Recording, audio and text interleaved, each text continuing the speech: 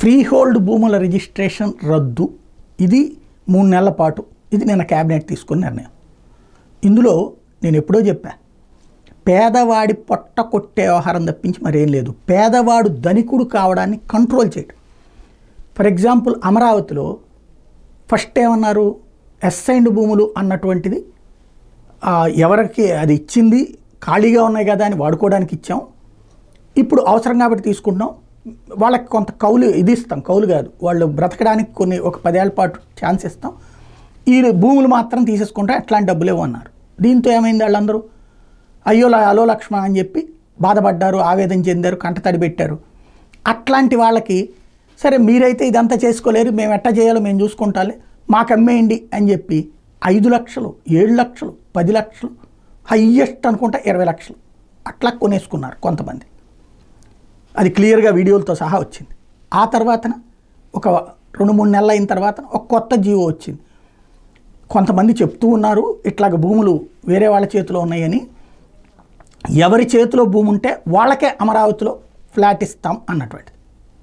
ఫైనల్గా పేదవాడి నోటి దగ్గర అంటే అప్పటిదాకా 4 కోట్ల రూపాయలు పలికినటువంటి భూమి పేదవాడికి 5 లక్షలు 10 లక్షలకు వచ్చింది. ఇప్పుడు సేమ్ ఫ్రీ హోల్డ్ కూడా 22A అనేటువంటి పేరుతో చుక్కల భూములని, ఇరిగేషన్ భూములని దశాబ్దాల తరబడి అంటే 20 సంవత్సరాల పైబడి తమ కుటుంబాల నుంచి వారసత్వంగా వచ్చినటువంటి భూమిని హక్కు లేకుండా ఉంది.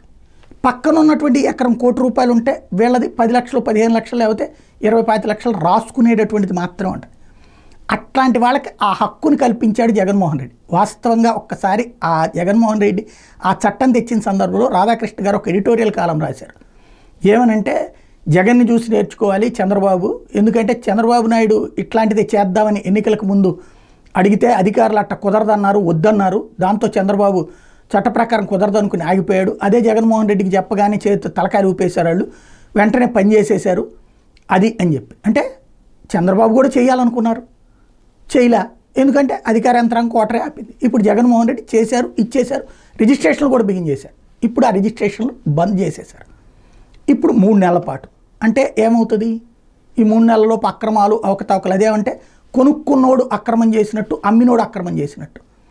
అమ్మినోడు బాధితుడు, లేకపోతే అమ్మింది అతను, కొనుక్కున్నది ఇతను. ఇందులో వైఎస్ఆర్ కాంగ్రెస్ పార్టీ ఉండొచ్చు, కావాలని తెలుగుదేశం వాళ్ళని కొనుక్కోవచ్చు.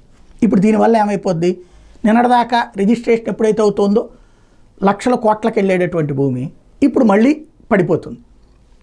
అప్పుడు వాళ్ళ దగ్గర నుంచి ఇప్పుడు తెలుగుదేశం వాళ్ళు కొంట మిగించేస్తారు, రాయించుకోవడం మిగించేస్తారు. ఆ తర్వాత 3 నెలల తర్వాత 4 నెలల తర్వాత ఆ ఫ్రీ హోల్డ్ మళ్ళీ తీసేసినా ఆశ్చర్యపోనక్కర్లేదు. బేసిక్గా ఇక్కడ ఏంటంటే 18 లక్షల నుంచి 20 లక్షల మంది చేతికి నోటికి వచ్చి మొద్దొచ్చింది. దశాబ్దాల తరబడి వాళ్ళు అనుభవిస్తున్నటువంటి భూమి మీద హక్కు వస్తే ఇప్పుడు ఆ హక్కు తీసివేయబడింది.